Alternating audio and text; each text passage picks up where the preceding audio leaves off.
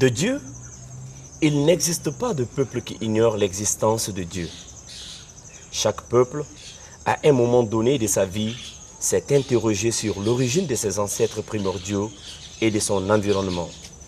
La réponse à ce double questionnement l'a invariablement renvoyé à cette puissance indéfinissable, inconnaissable, créatrice de tout ce qui existe, dont il sait seulement qu'elle est, mais ignore d'où elle vient. Mesdames et messieurs, bonjour et bienvenue dans Page africaine, l'émission du livre et des hommes qui font le livre. Notre invité d'aujourd'hui est M. Doumbi Fakoly, un Malien d'origine et Sénégalais d'adoption. M. Fakoly est par excellence l'auteur le plus controversé des écrivains maliens. Nous le recevons aujourd'hui sur le plateau de Page africaine pour tout simplement parcourir ensemble les pages de cet ouvrage dont je vous présente l'origine négro-africaine des religions dites révélées. Monsieur Doumbi, bonjour et bienvenue sur le plateau des Pages africaines. Bonjour. Alors, tout le plaisir est pour l'équipe Page africaine de vous recevoir. Ma première question est la suivante. Pourquoi des religions dites révélées avec tant d'ironie? Avant de répondre à cette question, je vais apporter une précision. Okay. Je suis malien d'origine, sénégalais d'adoption, panafricaniste par conviction et citoyen du monde noir par devoir de combat. Donc tout ce que je fais s'inscrit dans le cadre du panafricanisme et de l'Africain diaspora en général et de sa diaspora. Je ne fais rien pour le Mali seul, je ne fais rien pour le Sénégal seul. Je fais tout pour l'ensemble de l'Afrique africaine qu'on appelle Kamit et la diaspora. Cela étant, ce n'est pas par ironie que je dis religion dite révélée. C'est la vérité que je dis. Aucune religion jamais n'a été révélée. Une religion révélée, cela suppose que Dieu a parlé à quelqu'un. Dieu ne parle jamais à quelqu'un. Dieu ne se montre jamais à quelqu'un. Et s'il devait le faire, il est évident qu'il l'a fait à l'endroit de ses filles aînées et de ses fils aînés qui sont nous, les Africains. Nous sommes les premiers sur la terre. Toutes les autres, sans exception, viennent de nous. Ce sont nos enfants. Nous sommes donc les filles aînées et les fils aînés de Dieu. Alors si Dieu devait se révéler, devait se montrer à quelqu'un, forcément c'est à nous. Mais nos ancêtres, eux, sont très très honnêtes. N'ont jamais dit que Dieu s'est montré à eux, n'ont jamais dit que Dieu s'est révélé à eux, parce que Dieu ne se montre pas, Dieu ne parle à personne. Donc ce sont des religions révélées, dites révélées, donc c'est faux, aucune religion n'a été révélée. Ok, aucune religion n'a été révélée. Nous venons d'apprendre avec notre invité, M. Doumbi Fakoly. Alors, M. Fakoly, vous dites que l'origine de ces religions dites révélées, n'est-ce pas, remonte, n'est-ce pas, à l'homme noir. Vous trouvez que l'homme noir est au centre, n'est-ce pas, de toutes ces religions. Comment est-ce que vous pouvez nous expliquer cela? Ceux qui me contestent, c'est parce qu'ils n'ont pas fait suffisamment de recherche. Ou alors tout simplement, c'est par stratégie, c'est par habitude qu'ils me contestent. Sinon, ça, c'est irréfutable. Nous sommes les filles aînées et les fils aînés de Dieu. Dieu a commencé par créer l'homme noir et la femme noire. C'est par eux que Dieu a commencé. Personne ne le conteste. Sur le plan scientifique, tout le monde est d'accord. Sur le plan historique, tout le monde est d'accord. Les Juifs en sont à leur an 5700 et de poussière en ce moment. Les chrétiens 2017. Les musulmans 1400 et quelques depuis la naissance de Mahomet. Nous en sommes à 6200 et de poussière. Donc même historiquement, nous sommes plus anciens que tous les autres peuples qui existent. Tous, il n'y a pas d'exception. Donc, comme je l'ai dit dans les généralités, à un moment donné de son existence, un peuple se pose la question de savoir pourquoi il est sur Terre, qu'est-ce qui a fait qu'il est là. Et donc ces interrogations-là l'amènent à se dire qu'il y a forcément une force supérieure qui a fait que je suis là. Donc nous sommes les premiers à nous autres interroger sur ça. Nous sommes les premiers à avoir vécu l'enfantement, à avoir vécu le décès, à avoir vécu le mariage. Nous sommes les premiers à avoir vécu la chasse, à découvert l'agriculture. Nous sommes les premiers à avoir tout fait dans le monde, tout. Donc nous sommes les premiers forcément à nous être interrogés sur Dieu et à découvrir Dieu. Tous les autres peuples sont venus après. Ils sont venus, ils sont mis à notre école, mais ils n'ont jamais rien appris parce qu'ils n'étaient pas circoncis, ils n'étaient pas admis au secret, au mystère. Donc il y a des choses qu'ils ignorent totalement, comme le paradis, l'enfer et le jugement dernier. Ça, ils ne savent absolument rien. Et je dis, quand un marabout vous parle d'enfer, quand un marabout vous parle de jugement dernier, quand un marabout vous parle de paradis, il ne sait rien, il faut l'éviter. Il essaie de vous exploiter, de vous escroquer, il ne sait absolument rien. Parce que ça, ce sont des choses, des notions que nos ancêtres ont inventées, ont créées. Mais ce qu'il y a derrière ces réalités-là, ils ne connaissent pas, comme ils n'étaient pas circoncis, ils n'ont pas été admis à nos mystères. Alors, quand vous faites allusion à la circoncision, cette circoncision, comment est-ce que vous l'interprétez? Non, mais elle est simple. Ça, c'est parce que les gens ne connaissent pas nos traditions et n'essaient même pas de découvrir ce que voulaient dire nos ancêtres. La circoncision et l'excision vont ensemble. Parce que pour nous, dans la pensée africaine, Dieu lui-même, il est androgyne. Il est à la fois femme et homme. D'ailleurs, il y a deux mythes qui le disent, décrivent très bien. Le mythe égyptien qui parle de Noun, l'océan primordial, à partir duquel contenait toutes les potentialités de la création. Le Noun contenait une petite étincelle qui a vibré, qui est devenu majeur, qui s'est expectoré. Une fois l'avoir fait, il a commencé à créer le monde. Ça veut dire que même l'homme vient de la femme. Le mythe Dogon le dit, c'est dans Amma, un œuf primordial, que l'étincelle a pris racine. Amma lui-même, il a grandi, il a vibré jusqu'à atteindre la vibration, il a cassé l'œuf, qui est devenu le Big Bang, il a commencé à créer la création. Ça veut dire que Dieu lui-même, il est né d'une femme. Donc, étant né d'une femme, Dieu avait les deux facultés. Il était à la fois femme et homme. Il a transmis tout ça à toute sa création. Donc l'homme est à la fois femme et homme jusqu'au moment de la circoncision. Au moment de la circoncision, on le met en accord avec son sexe dominant en lui enlevant le prépuce qui compose la partie féminine. La femme, on la met en accord avec son sexe dominant en lui enlevant un bout du clitoris ou alors tout simplement en faisant une entaille symboliquement pour la mettre en accord avec son sexe dominant. Voilà l'origine, l'explication de la circoncision et de l'excision. Tous les autres, c'est du fantasme. Tout ce que racontent les autres, ça raconte n'importe quoi. Et si nos ancêtres savaient que c'était mauvais, il n'y a pas au monde une femme qui soit plus autoritaire, qui soit plus mature que la femme africaine. Une femme qui a autant d'autorité, qui a toujours été respectée.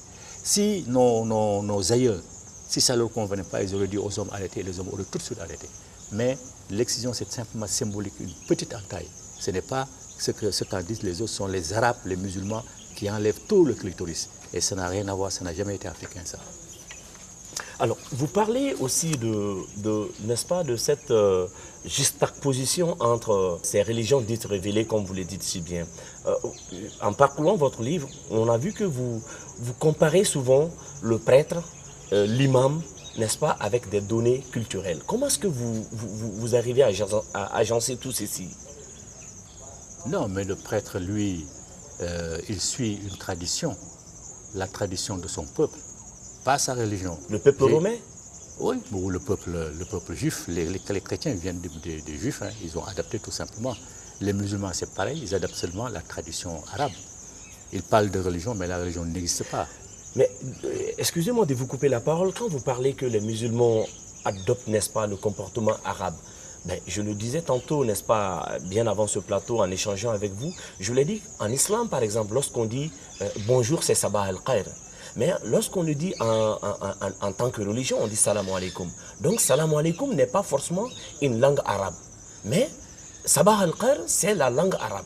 Donc comment est-ce que vous pouvez expliquer cela? Parce que la religion aussi a sa langue, que je qualifie même d'ailleurs d'universelle, dans la mesure où nous avons aujourd'hui des Chinois qui sont musulmans, des anglophones qui sont musulmans, des Africains qui sont musulmans. Donc l'ensemble de ces peuples-là qui parlent, n'est-ce pas, cette langue de Dieu est une langue universelle en ce moment. Donc comment est-ce que vous à votre niveau, vous dites que c'est tout simplement une méconnaissance chez les intellectuels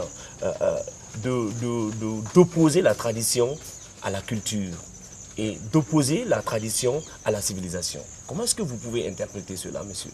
Non, je n'ai jamais dit ça. C'est tout à fait le contraire que je démontre dans tous mes livres et dans tous mes discours, dans toutes mes conférences. La culture avec un grand C, c'est égal à la tradition avec un grand T, c'est égal à la civilisation avec un grand T. Ce sont des noms, des mots différents pour nommer la même réalité, la tradition. Ce que je dis, c'est que la religion n'existe pas. C'est tout. La religion, c'est la vérité. Si les intellectuels l'utilisent, par stratégie peut-être. Nous, on l'utilise par stratégie, mais elle n'existe pas. C'est un mot qui est inventé récemment par les Romains. C'est un mot récent. Avant, il existait d'autres choses. Et ces choses-là s'appellent la réalité, la tradition. C'est la tradition seule qui existe. Maintenant, c'est comme si vous dites que la langue française est universelle. Elle n'est pas universelle, la langue française. Elle est internationale, mais elle n'est pas universelle. Non, la langue française n'est pas une religion. Je donne un exemple, je suis en train de répondre. La langue française n'est pas universelle, elle est internationale. L'américain, l'anglais n'est pas universel, elle est internationale. L'arabe est international par les peuples qui la parlent. Mais l'arabe n'est pas universel. Les juifs ne la parlent pas. Les chrétiens ne la parlent pas. Les africains ne la parlent pas. Vous semblez peut-être confondre l'arabe et la langue issue du Coran. Vous savez que ce n'est pas tous les arabes qui arrivent à lire le Coran. Tous les arabes ne lisent pas le Coran. Donc ça veut dire que le Coran n'est pas la langue arabe. Et c'est ce que j'essaie de vous montrer, que vous nous expliquez un tout petit peu ce paradoxe. Comment se fait-il que vous pensez que la langue musulmane, par exemple, par excellence, qui est issue du Coran, quand on dit salam alaikum, ce n'est pas une langue arabe. Mais comment est-ce que vous pouvez nous expliquer cela? Parce que si vous dites que la langue musulmane, que je qualifie d'universalité, n'est pas universelle, et vous pensez que les musulmans adoptent tout simplement le comportement maghrébin. Je ne fais pas de confusion entre l'arabe et la religion musulmane. Ce sont les arabes qui ont créé la religion musulmane, vous ne pouvez pas dissocier. À partir du moment où ce sont eux qui l'ont créé, qui vous l'ont amené, ce que vous faites, les musulmans, ce qu'on fait les musulmans, ils font exactement comme les arabes. Vous ne pouvez pas dissocier. Ce sont eux qui ont créé cette religion. Une religion, on l'a créée. Hein. Aucun Dieu ne révèle quoi que ce soit. L'arabe, la religion musulmane a été créée plus de 3000 ans avant notre religion à nous. Le Coran existe plus de 3000 ans après que nos ancêtres aient rédigé leur livre. Nous avons un livre sacré, Médouneter, ça s'appelle. Les écritures saintes, les écritures sacrées, qu'ils ont copiées également. Les écritures, vous voulez faire allusion à l'écriture égyptienne? Mais l'Égypte, c'est l'Afrique. Ce sont nos ancêtres qui étaient là-bas. Ça, personne ne le conteste maintenant. Ce sont nos ancêtres qui ont tout fondé l'Égypte. Et ce sont les mêmes ancêtres qui sont ici. Ceux qui étaient en Égypte, c'est ceux qui se trouvent là. Dans les grands temples, là, vous savez, les grands temples, immenses, ne contiennent qu'une petite pièce qu'on appelle la dito. C'est là où se trouvent les objets sacrés, les bolis. Quand nos ancêtres ont perdu l'indépendance, ils sont revenus avec les bolis. Ils n'ont plus créé des temples. Mais les bolis sont dans les bois sacrés et dans les cases sacrées. Donc c'est ça, la réalité. Maintenant, ce sont les Arabes qui ont créé cette religion-là. Donc la langue, elle est arabe. Vous pouvez pas dire, moi, je ne fais pas de confusion. Hein. Au contraire, j'établis les parallèles. À partir du moment où ce sont eux qui ont créé la religion, c'est normal, ces religions parlent leur langue.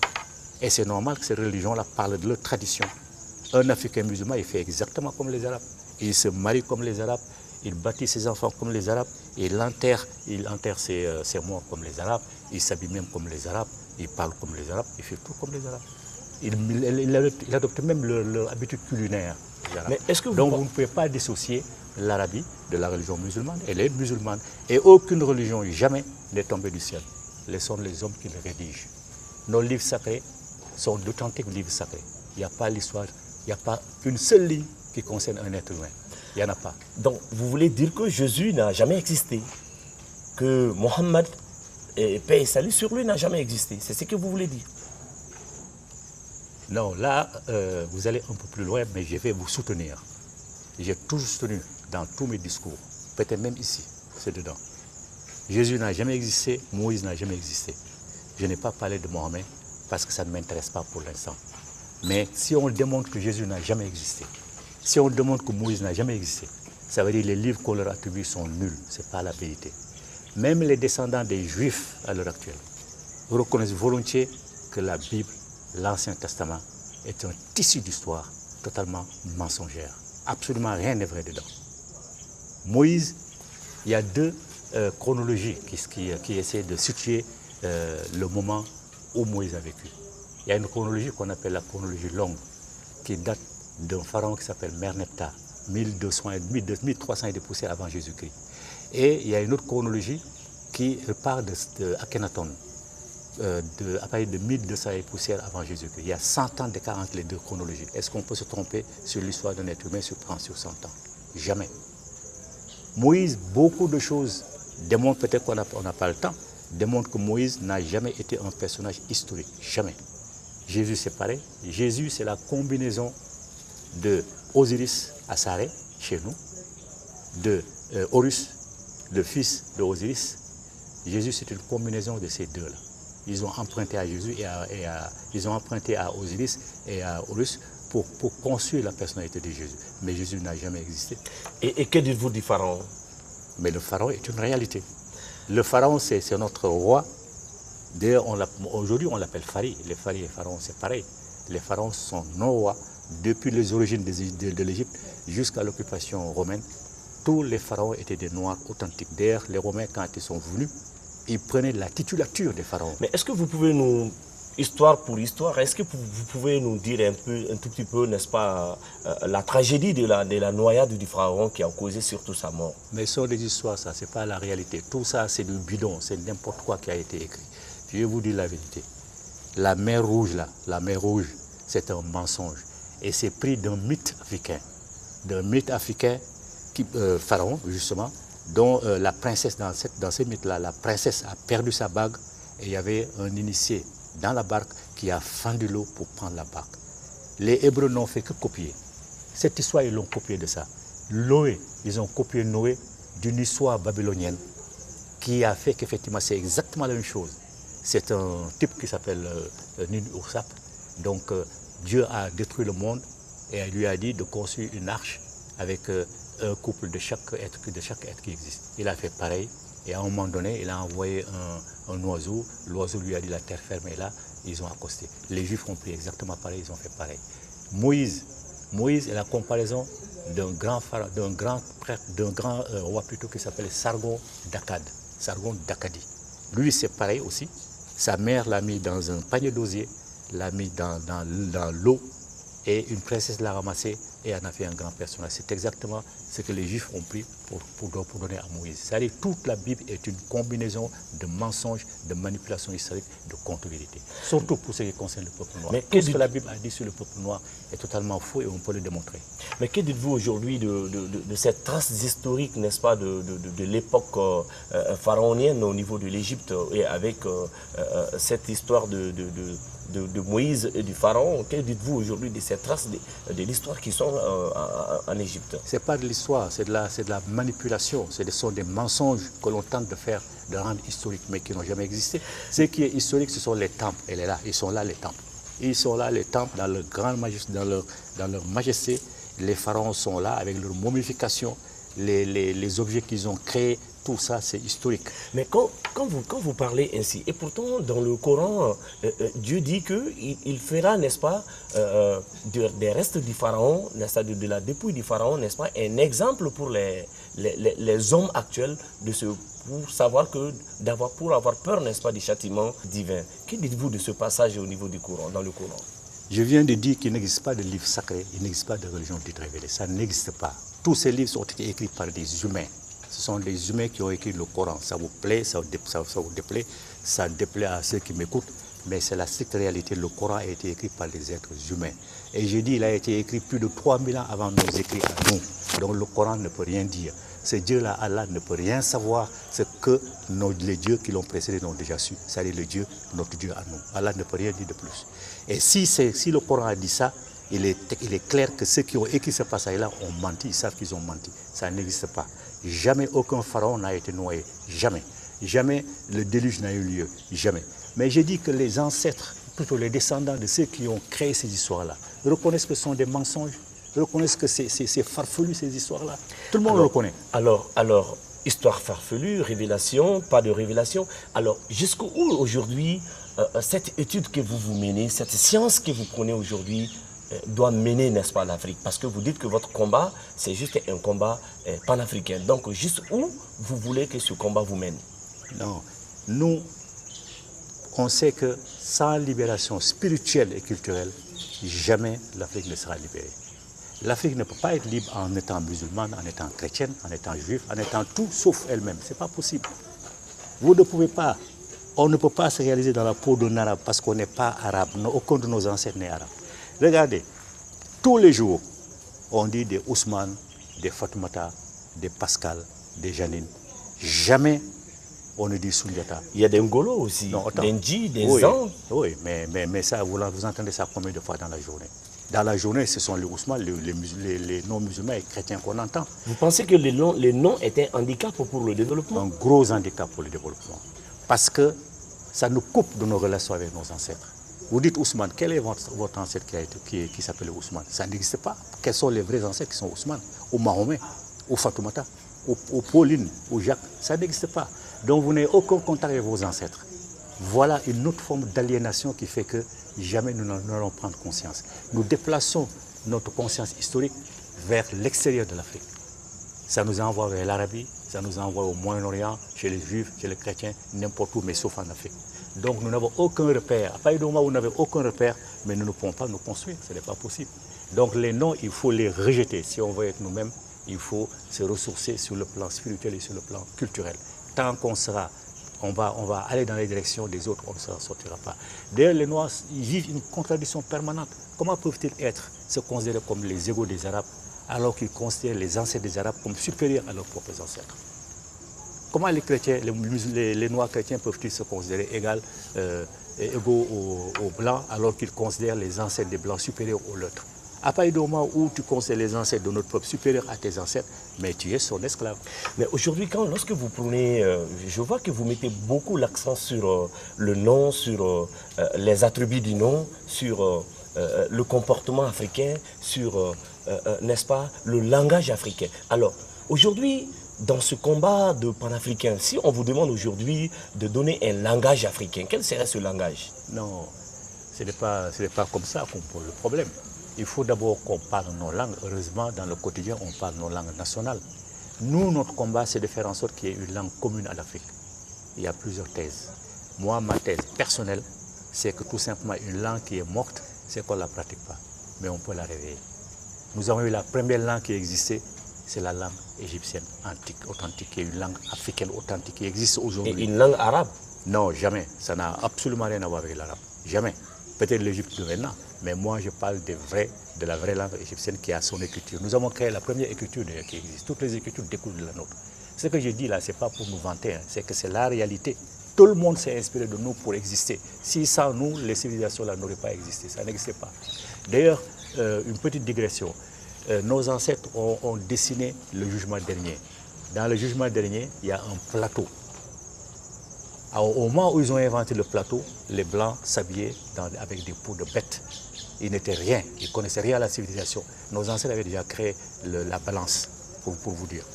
Donc, ce qui est clair, mais c'est ça. Si on n'est pas nous-mêmes, jamais on s'en sortira. Et la langue est un des premiers éléments. Les noms sont un autre élément fondamental. La langue, pour nous, il faut réveiller la langue ancienne. Nous avons une écriture déjà, dont toutes les autres écritures découlent. Il suffit de reprendre cette écriture-là et tout simplement de restituer notre langue ancienne, de la réveiller. Et c'est tout. L'Afrique devient une. Mais est-ce que vous pensez aujourd'hui, avec cette globalisation du monde, cette grande ouverture, comme les réseaux sociaux aujourd'hui, l'Internet et tout, est-ce que vous pensez aujourd'hui que ce combat n'est pas un combat, n'est-ce pas, de non-sens? Ce combat, justement, se sert des réseaux sociaux pour bien se faire connaître.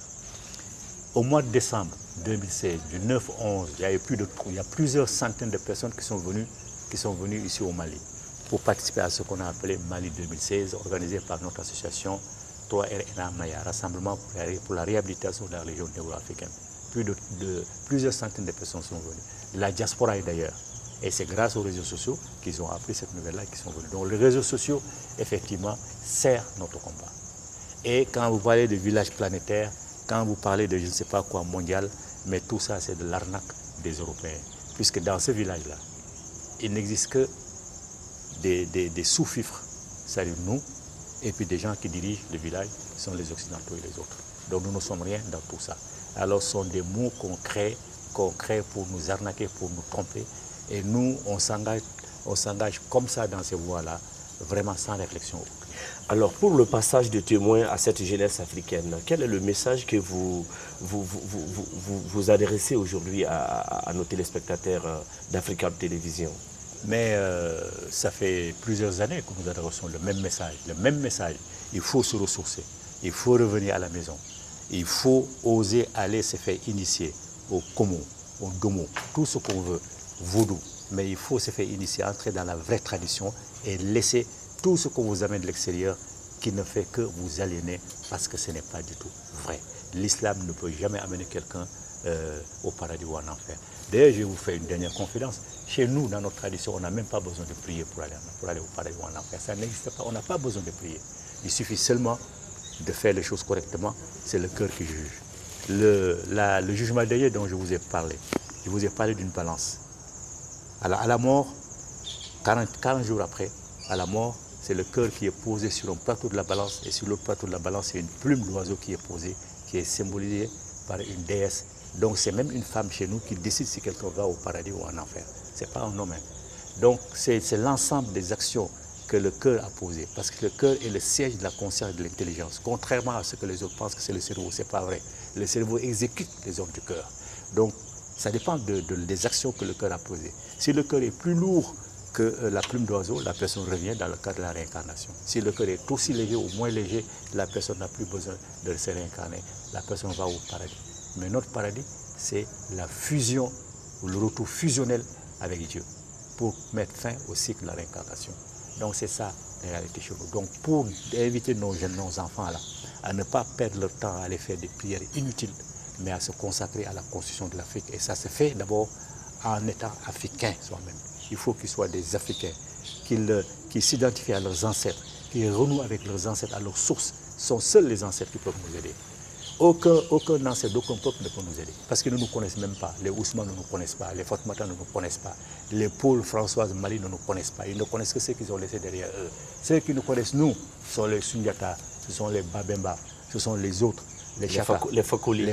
Ce sont ceux-là qui nous connaissent. Et eux attendent qu'on se connecte avec eux pour qu'ils puissent nous aider. Mais nous leur avons tourné le dos. C'est la raison pour laquelle l'Afrique est le seul peuple, l'homme noir est le seul peuple qui soit par terre. Le seul. Tous les autres peuples regardent vers le ciel, mais nous sommes par terre. Tout le monde nous piétine. Alors, mesdames et messieurs, fidèles téléspectateurs d'Africa Télévision, cette émission, Page africaine, s'achemine maintenant avec cette phrase, n'est-ce pas, de notre invité du jour, M. Doumbi Fakoli, qui nous parlait tout simplement de l'origine négro-africaine des religions dites révélées. Avec lui, il a été question tout simplement de toutes ces histoires concernant les religions, concernant les dieux, et de ce retour, n'est-ce pas, à la source prônée par notre invité à l'endroit des jeunes Africains. Ainsi se boucle notre émission d'aujourd'hui. Merci de l'avoir suivi et bonne continuation avec les programmes d'Africable Télévision.